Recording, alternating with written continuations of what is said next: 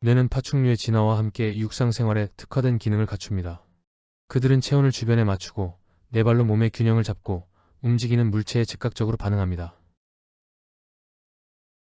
1952년 폴 맥클린은 우리의 뇌는 3단계로 진화했다는 삼위일체 뇌 가설을 내놓습니다. 1단계는 본능에 충실한 파충류의 뇌이고 2단계는 포유류의 뇌로 감정과 기억, 동기를 관장하는 변형계가 덧대어집니다. 3단계는 인간의 뇌에서 절정을 이루는데 파충류와 포유류 부분을 심피질로 감쌈으로써 언어, 계획, 추상적 사고 등 복잡한 정신작용이 가능해졌다는 것이죠. 삼위일체 뇌 가설은 진화는 보다 정교하고 복잡한 형태로 발전한다는 의미를 담고 있기에 지금은 과학적인 이론으로 다루어지지 않고 있습니다. 그렇지만 우리의 마음이나 감정이 가슴이 아니라 머리에서 비롯된다는 초기 뇌 연구에서 가장 영향력이 있는 가설로 받아들여졌습니다. 사실 플라톤은 푸시케 즉 인간의 마음과 영혼은 이성적인 사고, 열정 그리고 욕구 세 부분으로 구성되어 있으며 이들 각각은 머리, 가슴, 배에 위치한다고 말하였습니다. 맥클린 포함 당대의 신경과학자들은 이들을 뇌 한 곳으로 몰아넣은 것이죠.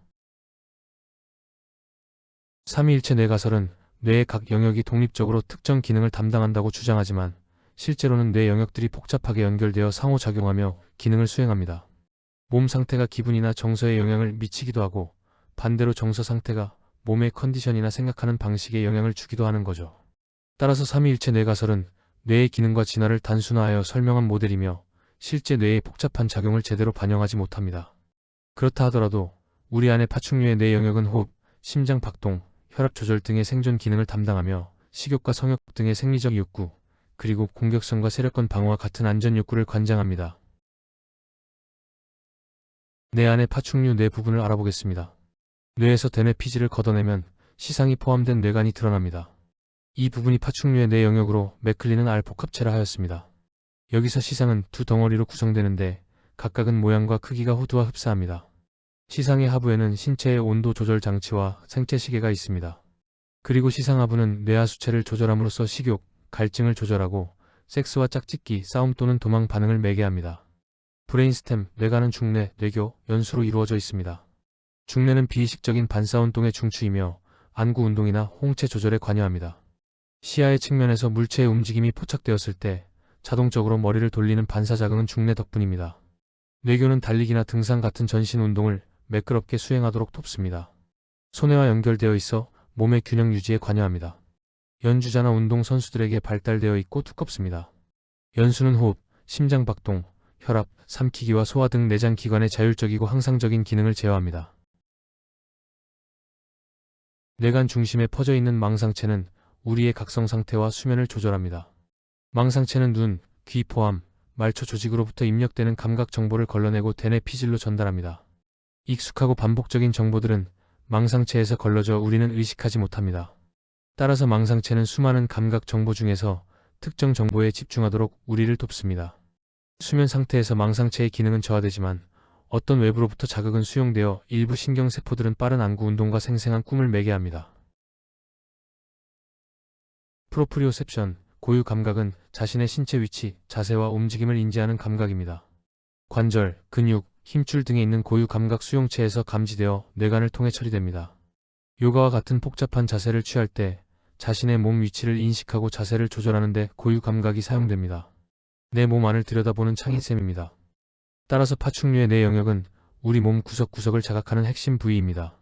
몸 전체 이미지를 구축하고 내 몸의 팔다리가 어떻게 위치하고 있는지를 알게 합니다. 내장 기관에 어디에 자리하는지도 알게 합니다. 한편 고유 감각이 대뇌 피질로 전달되어 의식적으로 처리되는 부분보다 손해를 통해 무의식적으로 처리되는 부분이 훨씬 많습니다. 그렇기에 우리는 균형을 유지하며 서 있을 수 있고 걸을 수 있고 달릴 수 있습니다. 다시 말합니다.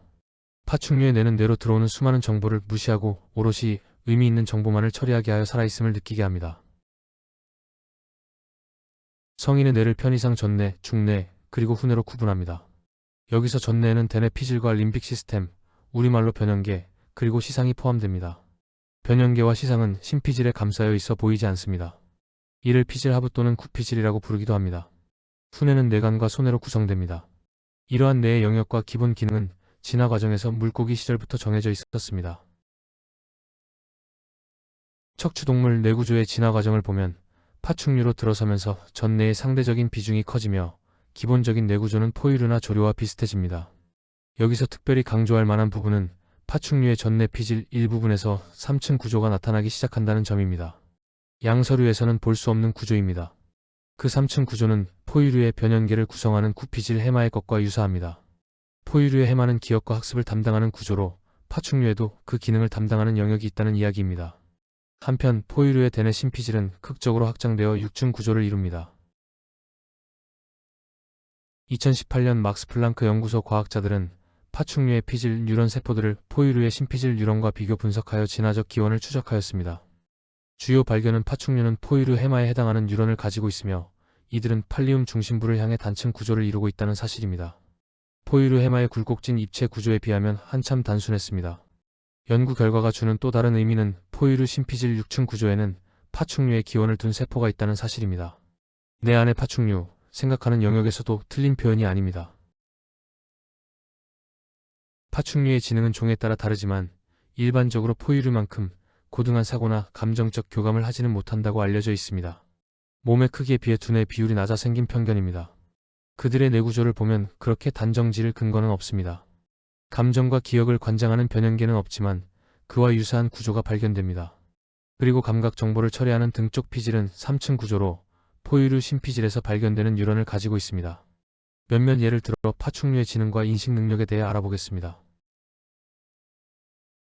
코모도 왕도마뱀은 상당한 지능과 복잡한 문제 해결 능력을 보유하고 있습니다. 심지어 감정을 가질 가능성도 있다는 연구 결과가 있습니다. 동물원에서 사육한 왕도마뱀은 다양한 물건에 호기심을 가지며 사육사와 교감하는 능력을 보입니다.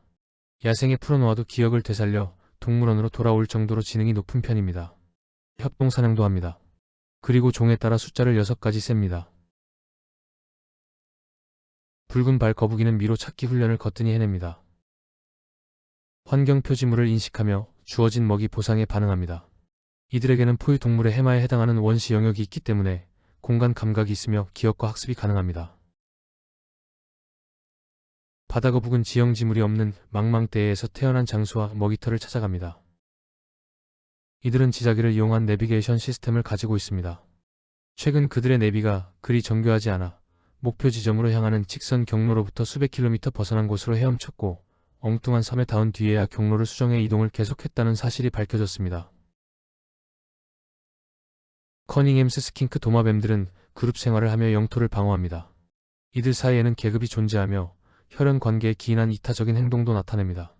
일부일 처제를 유지하며 알과 자식을 돌봅니다. 싱글백 도마뱀 부부의 짝결속력은 유명합니다. 27년 동안이나 돈독한 결혼 생활을 유지한 경우도 보고되었습니다. 사고로 부부 중 하나가 죽었을 경우 다른 하나는 그 자리를 떠나지 못하고 계속 건드리며 죽음을 슬퍼하는 것처럼 행동합니다. 사실 많은 도마뱀 종들은 짝을 이루어 생활하는 것으로 드러났습니다. 시청해주셔서 감사합니다.